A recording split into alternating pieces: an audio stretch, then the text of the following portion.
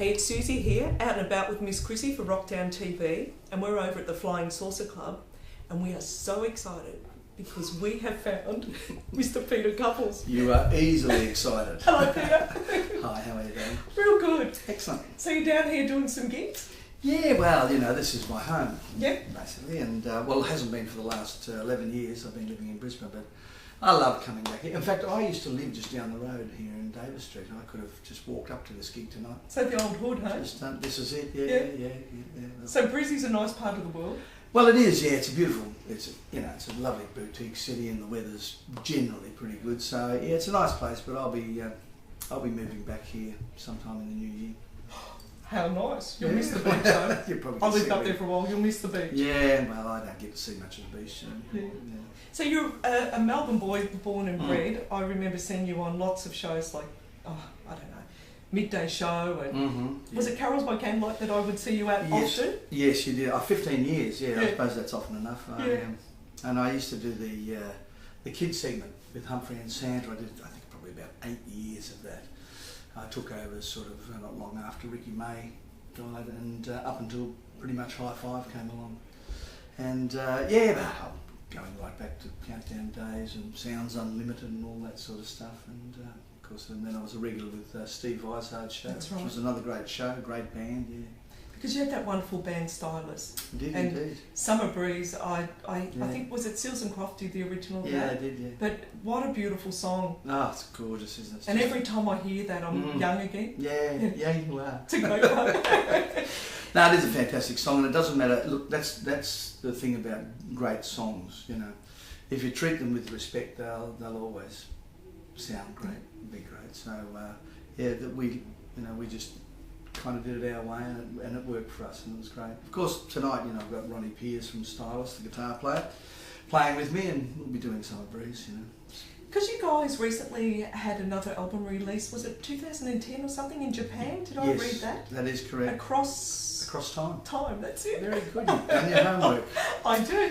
I'm very impressed. So in Japan, so you've got a good following over there. Yeah, we've got a modest following, you know. Yeah. But it's such a big country, so you don't need a massive following. Yeah. But, to make it worthwhile, and it was great. I'd been going over there for about 5 years to do. There was a particular jazz festival that I was doing there in a place called Okazaki, and Vivid Sound Corporation was the company that released all the back catalogue of Stylus, and they'd had them all remastered and released in Japan, and they came and saw me down at Okazaki, and we went out to dinner, and they said, do you think we could, you know, Stylus would be interested in getting back together and doing a new studio album? And I said, oh, absolutely, because we'd talked about it for years, you know.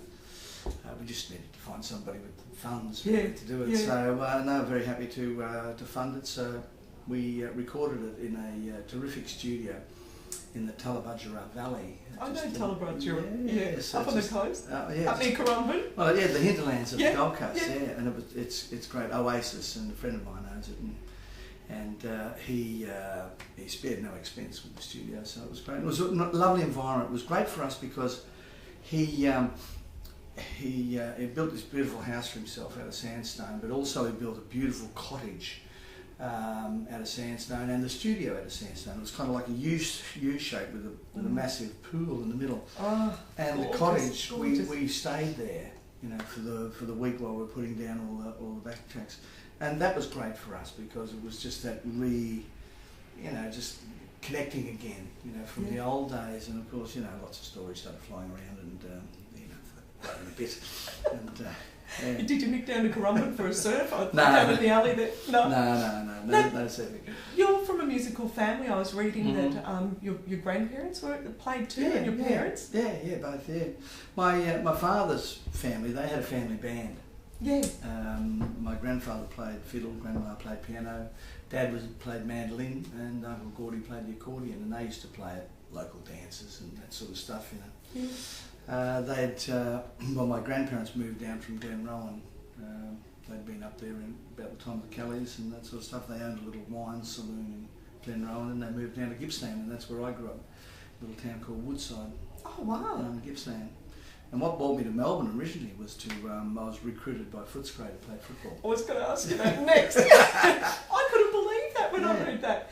And how come you recruited to Footscray, but you lived a Peter McKenna drop punt from Vic Park? Yeah, well... Are you a Collingwood supporter? I am indeed, yeah. No, he's worth gold.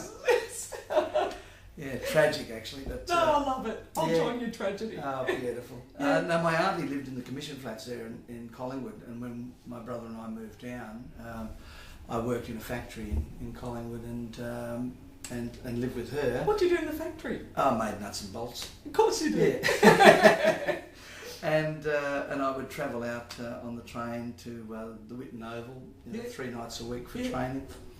And weekends and stuff. Well, most weekends we would go home to Gippsland and play in the band down there. So that's a pretty big deal, though. Yeah, look, it was a great honour. I've still got the letter that Teddy sent me. Yeah. Signed by. How magical. Yeah. Yeah. How'd they find you? What did they see you playing footy locally? Yes. Ago? We were in the league I was in down at Gippsland was the zoning area for Footscray, and there was 3 of us. They took. From that league, there was Gary Baker, who ended up playing with Footscray and going to Melbourne. Ian Dunstan, Michael Dunstan's son, he also played for Footscray for a while and then went to North Melbourne. And I actually, after 1 year, I gave it away because music and football were not a good mix. No, not a good mix. No. So. Hey, your dad was an SP bookie. Yeah. How cool is he? Music. Have a bet. Yeah. Did anyone own a pub? No. Did a hat trick? We didn't own the pub, but he pretty much ran the show down there. So. How cool is that? And we had music, which was great because it was 6 o'clock closing in those days. So he'd go down, and we had the one thing he did have on in the old house in the bush was a telephone, so he could take the bets. And then we weren't allowed to touch the phone when it rang. It was get away from that business. And then he'd go down the pub and he'd just set up around the back there, because it was illegal, of course. And then at the end of the day, win, lose or draw, he would invite everybody back to our place. Yeah. And Mum would get on the piano and Dad would get on the mandolin and the spoons and stuff, and they'd sing. I love the spoons. My granny used to play the spoons. It's a great instrument. Oh, and you really got to have a bit of rhythm with that, haven't you? Got to have a great rhythm. Yeah. Where are all the spoon players now? Where are you, spoon players? Come out of the closet, you spoon players. So, they were great times. Great times growing up with that kind of atmosphere. And you were 7 when you decided you wanted to sing? Yes. Who did you listen to? What? We had an old transistor radio. Yeah. And I listened to anything really. And then we had an old gramophone, but it had kind of stopped working.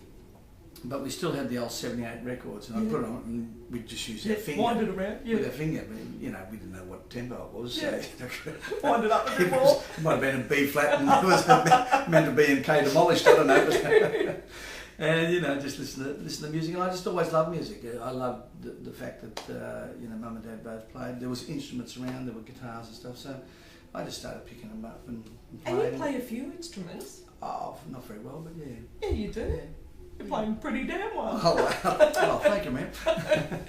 So you're up in Brizzy and you're doing some gigs, and perhaps you'll be back to Melbourne? Yes. Yes? Yeah, no, I will be coming back to Melbourne. I mean, like a lot of people in the industry, you just keep reinventing yourself and doing different things. And one of the major projects I've got on at the moment is a musical that I've written. So there is an opportunity to present that to QPAC in Queensland. So I'll wait and see what happens there with that before I make any decisions. What was the song you did for the pirate movie? Happy Ending. Yes. Give me a happy ending, boom, every time.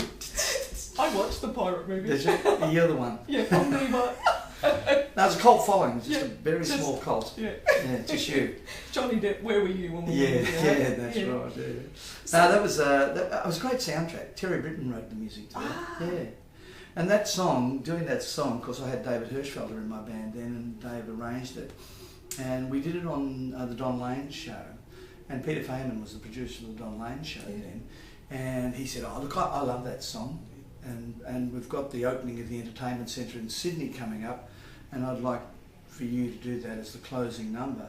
And he said, look, everybody will probably expect Peter Allen to come out and do Still Call Australia Home, because he had only just written that recently at the time too. And he said, I just think this would be really, really great, really uplifting, happy sort of finish. I said, oh, fantastic. So did that, and they actually had Peter on during the show, and he did it, I think, before interval, so it was like the big number before interval. And it was awesome. It was just great. Oh, a fantastic night. I had to go on after John Denver, which was cool. And John Denver is like, you know, the ultimate performer. He just had everybody eating out of his hands. But fortunately, I was sharing a room with John English and Glenn Shorrigan and a couple of others, and every time they came off, they'd go, "Oh, it's unbelievable out there," and we were all given bottles of wine and champagne, you know, as gifts, and they'd open them and they said, "Want a drink?" And I'd go, "Oh, I'll just have a little one. I don't like to drink before I perform," you know. So by the time I got out on stage, you know, I was half cut and I was as happy as Larry. I just bounded out on stage, no fear, no nothing. What a great time, eh? Did I read that Joe Crichton played with you in the early days? Yes, Joe, awesome. That was a great band. That was when Stylus basically came to an end and sort of disbanded when the Motown thing sort of fell through, or sort of came to an end as well. And we split into two bands, and the drummer Mark Meyer, Sam McNally, and myself got together with Joe, and we had a little four-piece playing at Hatteras Castle, which was the corner of Toorak Road and Hunt Road. And we just had a little residency 3 nights a week there. And the other boys, Ronnie and Ash, and Peter Roberts, who had joined the band late in the piece, they got together with another drummer and keyboard player, I think, and I can't remember who they were, and they played at Casa Manana. Remember that? Yes, yes. Well, we used to call it Casa Banana. It was on St Kilda Road there. Yes. So and they had a residency 3 nights a week. So the band just sort of went off in that way, and it was great working with Joe. Oh, I love it. He's still doing some great stuff around town. He's what a wonderful. voice. He's such a natural musician. Yeah. You know, he sings and plays with so much heart and soul. Yeah. It's just wonderful to work with. And a nice bloke. Yeah, really lovely guy. Yeah. Now, my husband was telling me he heard you on Stubbsy's show the other day, Richard Stubbs, and that you've got some affiliation with some charities that are dear to your heart. Yes, yeah. I've done a lot of charity work over the years, and I love it. I mean, for me, it's a kind of joyful obligation, I suppose, of entertainers, because you know we can do it and we can make a difference, and we can draw people together, which is a wonderful thing. The main ones I've written songs for, Make-A-Wish Foundation. Yeah, which is an incredibly important one, isn't it? And breaks your heart. When I can, I do stuff for them. They had their 25th anniversary a couple of years ago, and I toured around the country and did. They had an event in each city, and I went to each of them and sang the song on the night, which was great. And I realised that many years ago, and it was probably nearly 25 years ago, I actually did a voiceover for one of the very first ads for Make-A-Wish. That's remarkable. Yeah, it was incredible. And you were in primary school then, weren't you? No, it was, and it was at what was known as what was the studio? It was in Richmond. It wasn't Richmond Recorders. It was another studio there. But yeah, it was just it's always been close to my heart. The Make-A-Wish. I just think they do a fantastic job. Sacred Heart Mission in St Kilda. I wrote a song for them, and they're brilliant, aren't they? You know, and I did all that stuff for them, and used to do. I actually put together a concert in the church one night. Father Ernie Smith was there. He was the founder of it, and a wonderful man. Just spoke to him on the phone the other day. I was hoping to catch up with him when I was down, but he's in Tasmania this week. Someone I know at Sacred Heart, someone I work with in my day job, told me about you and your work there. She helped form Sacred Heart Mission. Yeah, it's and a great sung your praise. Oh, isn't that lovely? Yeah, the concert we did, I gave Ross Wilson a call and Joe Camilleri, and we did like pretty much an unplugged thing in the church, and it was all candlelit, and it was just awesome. Nothing compares to that. Oh, it's beautiful. It was a wonderful experience, you know, really. I think because you're a dad of, is it 5 kids? Yes. Yeah, so that's where your heart is. 5 kids, 5 grandkids. Yeah. Oh, get out. 5 grandkids too, hey? You'll give her a run for money, Miss CRISSY behind the camera. Oh, yeah. 10 grandkids, huh? 10. 11. Sorry, 11. Did you read her lips? Read my lips, it's 11. Yeah. She 11 when she started. Yeah, she was. Well, look, we're really appreciative for your time tonight. It's just been lovely and really pleased. And I've been wanting to meet you for years. Ah, too sweet. And I think some of Well, I've been these wanting I to just- meet you for years too. Oh, thanks. My street cred's has come up. So thank you. Thanks. Enjoy the gig. Thank you. We will. Thanks, everybody.